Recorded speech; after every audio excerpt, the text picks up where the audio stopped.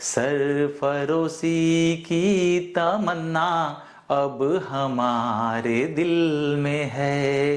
देखना है जोर कितना बाजुए कातिल में है। देखना है जोर कितना बाजुए कातिल में है। सरफरोशी की तमन्ना अब हमारे दिल में है। सरफरोशी की तमन्ना अब हमारे दिल में है। नमस्कार आप सभी को। आप सभी जान रहे हैं कि पूरे भारतवर्ष में आज़ादी का अमृत महोत्सव मनाया जा रहा है। आप यह भी जान रहे हैं कि आज़ादी के हम 75वें वर्ष में हैं। इसलिए हमारी ज़रूरत है इस समय कि देश के उन क्रांतिवीर, उन शहीदों को याद किया जाए जिन्होंने बिना किसी स्वार्थ के सिर्फ देश को आज़ाद कराने के उद्देश्य से अपने प्राणों की आहुति दे दी। आज 19 दिसंबर 2021 है और आज का दिन हम सभी के लिए पवित्रतम दिनों में से एक है। 19 दिसंबर को राम प्रसाद बिस्मिल, अमर शहीद राम प्रसाद बिस्मिल, ठाकुर रोशन सिंह, अशफाकुल्ला, इन तीनों क्रांतिवीरों को फांसी की सजा दी गई, अर्थात फांसी दी गई थी। आप जानते हैं कि काकोरी एक्शन के कारण जो ब्रिटिश धन था, ब्रिटिश खजाना था, उसको उन्होंने लूटने का प्रयास किया था। उसमें वे सफल भी हुए थे, लेकिन उन्होंने अपना त्याग, अपना बलिदान मातृभूमि के लिए, उन्होंने अपने प्राणों की आहुति मातृभूमि के लिए न्यौछावर कर दी थी। तो उसी से संबंधित कुछ बातें मैं आप सभी के समक्ष रखना चाहूँगा। लखनऊ की ये भूमि भी काफ़ी पवित्र है। इसलिए ये पवित्र है कि लखनऊ में ही ट्रायल चला था उन पूरे के पूरे काकोरी एक्शन का।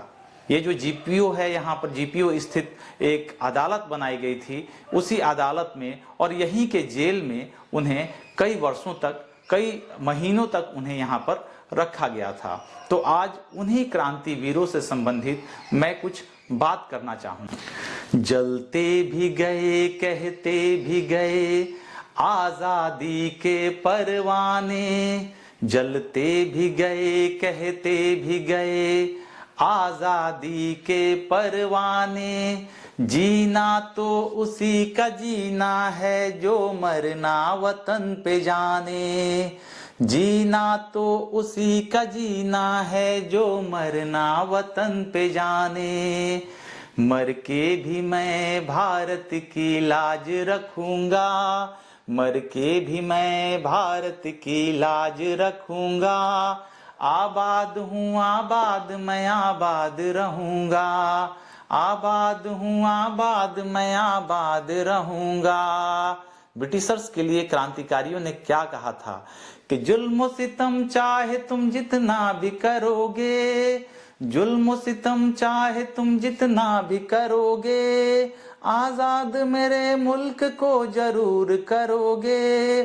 बासंती तिलक माथे पे हमारी लगेगी, भारत की शान और आन बान रहेगी, भारत की शान और आन बान रहेगी, भारत की शान और आन बान रहेगी। कि मर के भी मैं भारत की लाज रखूंगा, मर के भी मैं भारत की लाज रखूंगा। आबाद हूँ आबाद मैं आबाद रहूंगा, आबाद हूँ आबाद मैं आबाद रहूंगा।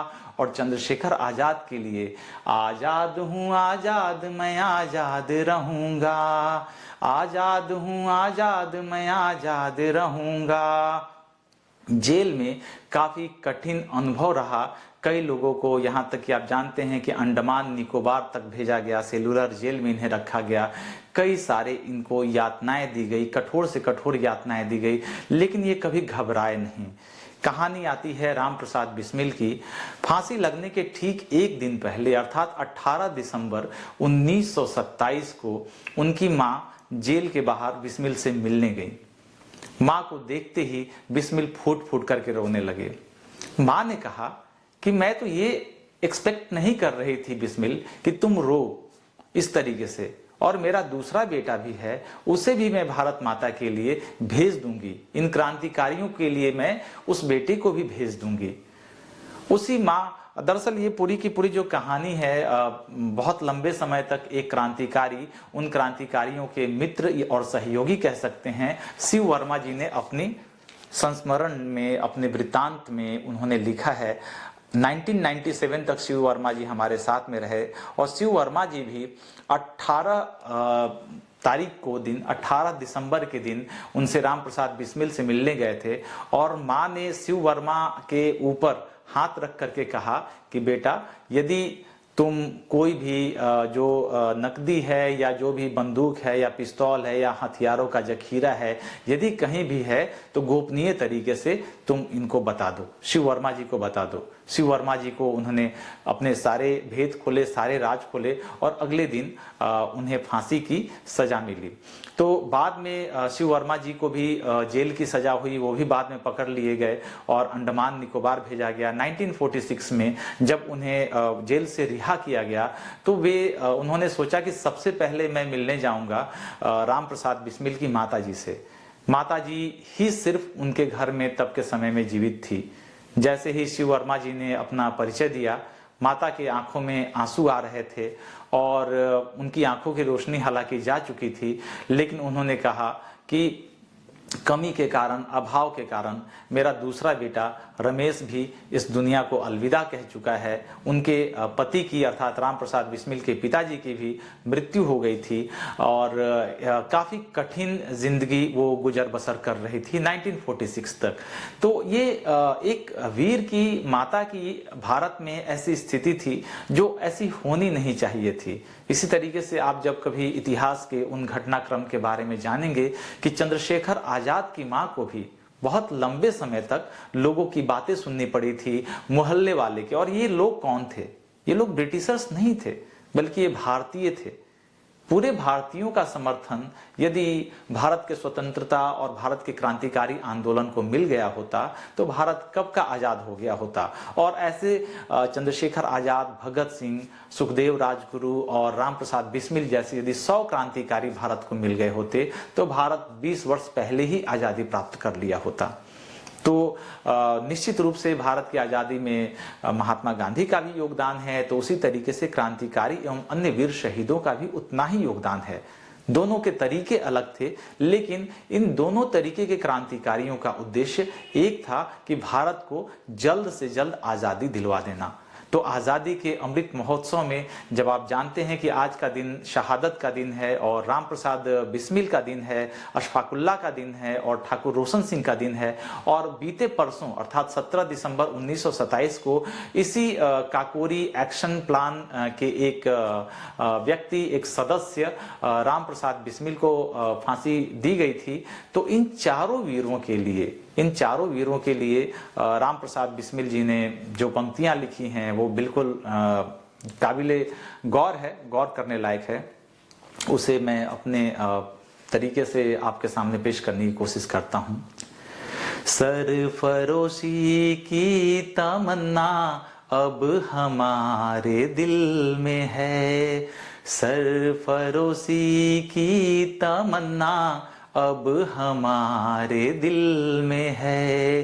देखना है जोर कितना बाजुए कातिल में है, देखना है जोर कितना बाजुए कातिल में है। सरफरोशी की तमन्ना अब हमारे दिल में है, सरफरोशी की तमन्ना अब हमारे दिल में है। तो इस तरीके से उन्होंने कहा, मौत को उन्होंने हंसते हंसते गले लगाया। और आज के इस पवित्रतम दिन को आप सभी को जरूर याद रखना चाहिए, सिर्फ इसलिए नहीं कि हम आज़ादी का अमृत महोत्सव मनाने जा रहे हैं या मना रहे हैं, पूरे देश भर में सांस्कृतिक कार्यक्रम चल रहे हैं, बल्कि इसलिए भी कि उन्होंने निस्वार्थ भाव से देश को आज़ाद कराने के लिए अपनी प्राणों की आहुति दे डाली और उस ब्रिटिश सरकार को उन्होंने चुनौती दे डाली निकाली जो ब्रिटिश सरकार पूरे विश्व को लूटने में उस समय माहिर थी। और जिस तरीके से लाइनें हैं कि देखना है जोर कितना बाजुए कातिल में है, जिस जज हैमिल्टन ने, जिसे हैंगिंग जज भी कहा जाता था, जो फांसी की सजा देने के लिए कुख्यात था, वो जज ये सजा का फैसला सुना करके उसी दिन भारत से भाग गया, लंदन के लिए रवाना हो गया। तो फांसी की सजा देने से कुछ भी नहीं हुआ, बल्कि भारतीयों में और ज्यादा जागृति आई और इन क्रांतिकारियों के प्रति वो पूरी तरीके से समर्पित हो गए। ये क्रांतिकारी पूरे विश्व के घटनाक्रम से प्रेरित थे और विश्व के तमाम अच्छे राइटर्स की किताबों को ये पढ़ते थे, तभी जाकर के ये क्रांतिकारी आंदोलन में भारत का इतना अभूतपूर्व योगदान रहा। तो कुछ पंक्तियां हमारी भी है इन क्रांतिकारी वीरों के योगदान को रेखांकित करते हुए। आजादी यूं ही नहीं मिली हमें खाकों में, आजादी यूं ही नहीं मिली हमें खाकों में, अर्थात लाइन में खाली आजादी हमें नहीं मिल गई, वीरों ने जिंदगी गुजार दी थी सलाखों में। कई वीरों के तो पूरी जिंदगी, जैसे हमने कहा कि शिव वर्मा जी की तो 17 वर्ष जेल में कटे थे लगातार, वो भी सेलुलर जेल में अंडमान निकोबार आइलैंड में। इतना कठिन उन्होंने वहां पर जिंदगी गुजर बसर की थी, यहां तक कि उन्होंने एक आंख की रोशनी भी वहां पर खो दी। आजादी यूं ही नहीं मिली हमें खाकों में, वीरों ने जिंदगी गुजार दी सलाखों में। आज के बच्चे, आज आप लोग देखते होंगे आजकल के बच्चों को बहुत ज्यादा कुछ पता नहीं है आजादी के बारे में, लेकिन मैं हूं बताने के लिए। आज के बच्चे आजादी की कीमत क्या जाने, आज के बच्चे आजादी की कीमत क्या जाने, क्या मजा था वतन के इश्क पर मर मिट जाने में।